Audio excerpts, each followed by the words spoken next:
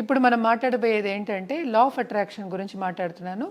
యాక్చువల్గా నేను law of అట్రాక్షన్లో చాలా కోర్సెస్ చేస్తున్నాను, ఇంటర్నేషనల్ కోర్సెస్ అనమాట. అండ్ ఆల్సో లైఫ్ కోచింగ్ కూడా తీసుకుంటాను దాని లా ఆఫ్ అట్రాక్షన్ పరంగాను. ఎలా చేయాలి, ఎలా ఉండాలి, గోల్స్ ఎలా పెట్టుకోవాలి, ఎలా పైకి రావాలి, ఎలా థింక్ చేయాలి, అసలు ఎలా ముందుకు సాగాలి అనేది చెప్తాం అనమాట. లైఫ్ ఎలా ముందుకు సాగాలి, ఎలా హ్యాపీగా ఉండాలి అనేది కూడా చెప్తాం అనమాట. అంటే నేను హ్యాపీనెస్ కోచ్ కూడా అనమాట.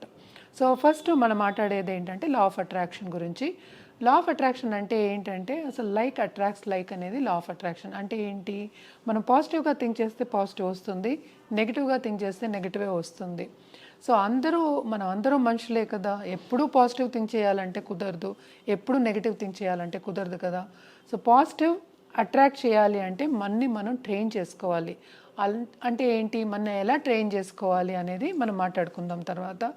ఫస్ట్ ఏంటంటే మనని ట్రైన్ ద బ్రెయిన్ అంటాను. టేమ్ ద బ్రెయిన్ అంటే ఏంటంటే ఎప్పుడైనా మన థింకింగ్ ఎట్లా ఉంటుందంటే ఎవరైనా దెబ్బలాడుతున్నారు, ఎవరైనా నెగిటివ్గా ఏదైనా ఉంది, అంటే మనం దాంట్లోనే అట్రాక్ట్ అవుతాం అనమాట. బ్రెయిన్ అనేది అట్లా ఉంటుంది. సో ఆ నెగిటివ్ నుంచి మనం పాజిటివ్కి రావాలి అంటే కొన్ని ప్రక్రియలు చేసుకుంటూ ఉండాలి, రిచువల్స్ కూడా చేస్తూ ఉండాలి. అందుకనే మనం బ్రహ్మముహూర్తం గురించి కూడా మాట్లాడుతూ ఉంటాం అన్నమాట. అంటే ఏంటి అంటే ఫస్ట్ మనం జీవనం ఎలా సాగించాలి అనేది ఫస్ట్ తెలుసుకోవాలి. అంటే ఏంటి, మార్నింగ్ మనం లేచినప్పుడు ఎలా ఉండాలి అనేది మోస్ట్ ఇంపార్టెంట్. ఎందుకని అంటే మనం లేచినప్పుడు ఎట్లా ఉంటుంది, మనకి బ్రెయిన్ ఏమో ఫ్రెష్గా ఉంటుంది. ఎందుకు ఫ్రెష్గా ఉంటుంది అంటే బికాస్ మనం లేచినప్పుడు ఆల్రెడీ మనం ఏంటి రెస్ట్లో ఉన్నాం. అంటే ఏంటంటే ఫిజికల్ రెస్ట్ ఉంది. సో బ్రెయిన్ అనేది రెండు విభాగాలుగా ఉంటుంది. ఒకటేమో కాన్షియస్ మైండ్, ఇంకోటి ఏంటంటే sub conscious mind. Conscious mind అనేది కొంచెం రెస్ట్లో ఉంటుంది మనం పడుకున్నప్పుడు.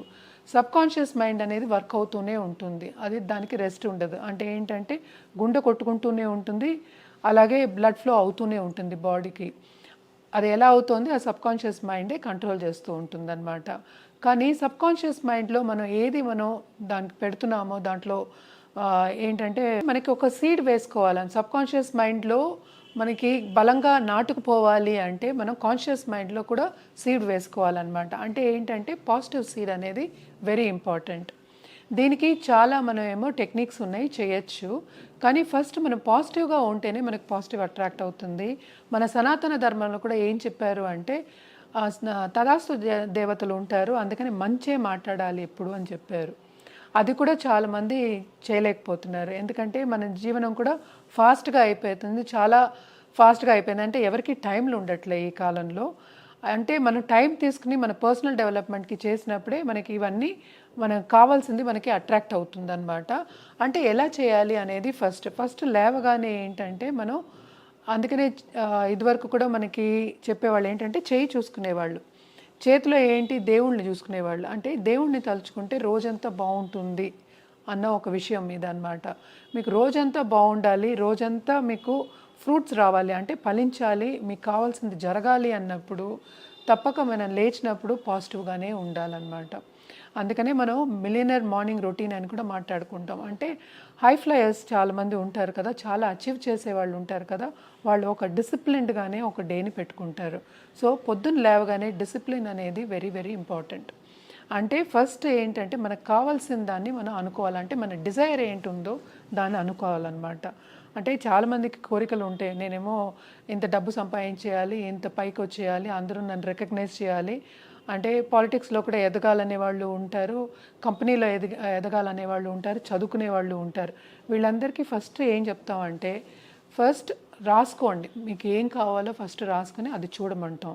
ఇందాక నేను చేతులు చూసింది చెప్పినట్టే అది కూడా రాసుకున్నది మన గోల్ని ఫస్ట్ మనం చూసుకున్నాము అంటే అది మనకి గుర్తొస్తుందన్నమాట. గుర్తు వస్తే మనకి అది పాజిటివ్ డైరెక్షన్ కిందే ఉంటుంది. ఎందుకని ఇవన్నీ చెప్తున్నాము అంటే మన థాట్సే రేపు మనకి రియాలిటీ అవుతాయి అన్నమాట. సో ఎలా లా ఆఫ్ అట్రాక్షన్ ఉందో లా ఆఫ్ కరెస్పాండెన్స్ కూడా ఉంటుందన్నమాట. అంటే లా ఆఫ్ కరెస్పాండెన్స్ అంటే ఏంటి, what is inside is out side. అంటే ఏంటంటే నువ్వు ఏది బలంగా నమ్ముతున్నావో అదే. అంటే సెల్ఫ్ ఎస్టీము, సెల్ఫ్ కాన్ఫిడెన్స్ అవన్నీ ఉండాలన్నమాట. ఉంటేనే ఒక కార్యం అనేది సాధించగలుగుతాం. ఇదే విషయాన్ని ఇంకో వీడియోలో ఇంకా మాట్లాడుకుందాం.